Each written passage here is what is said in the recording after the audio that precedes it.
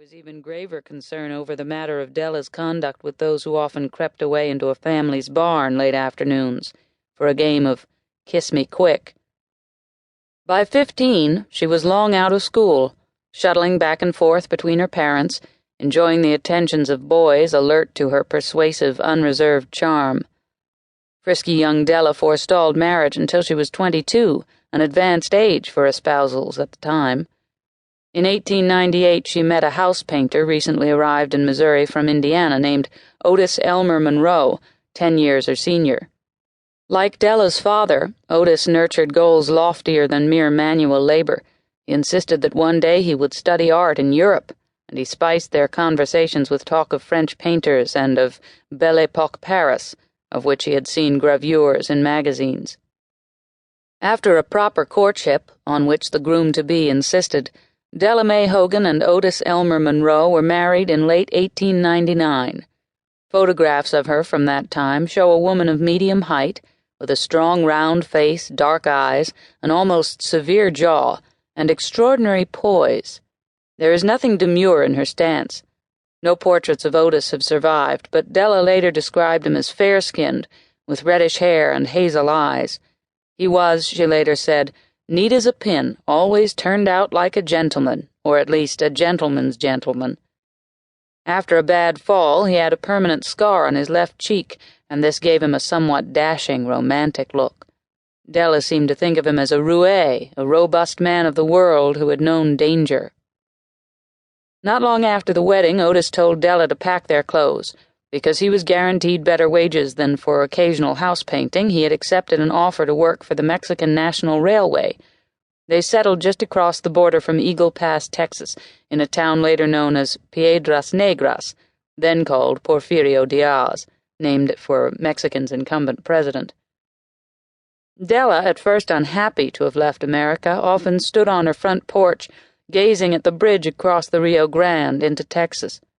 But she was an adaptable soul, and soon relaxed into her self-appointed role as a kind of unofficial teacher to the Indian and Mexican women, for whom she was also occasional midwife. By autumn 1901, Della was herself pregnant, and on the morning of May 27, 1902, she delivered a child she named Gladys Pearl. A Mexican civil judge certified the birth 5 days later. In 1903, Otis and Della learned that there were better jobs to be had in Los Angeles, where trams, trolleys, and railway cars were proliferating to connect the various sections of that swiftly growing city. The Monroes moved to California in the spring, leasing a small one-bedroom bungalow on West 37th Street in the south-central sector of the city, whence Otis went out to work for the Pacific Electric Railway.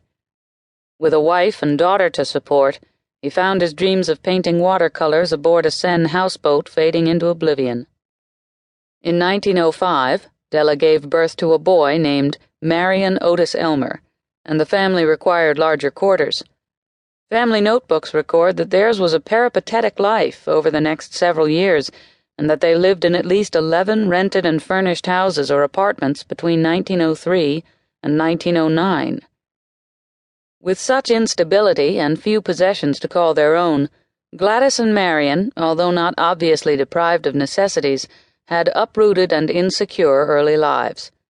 Constantly on the move, as young Della herself had once been, there were also few opportunities to form sustained friendships. In addition, Otis often failed to return from work at night. Just as often, when Della confronted him, he insisted he could not recall where he had been.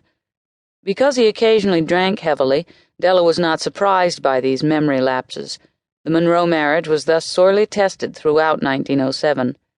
Then, early the following year, at 41, Otis Monroe's behavior and health deteriorated with alarming rapidity.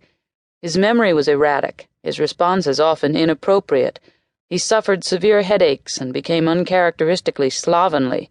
His fits of rage, frightening to Della and the children, alternated with fits of weeping, and the poor man soon developed violent tremors in his hands and feet, sometimes followed by seizures that, at least once, sent 6-year-old Gladys in a panic to stay with neighbors for 2 days.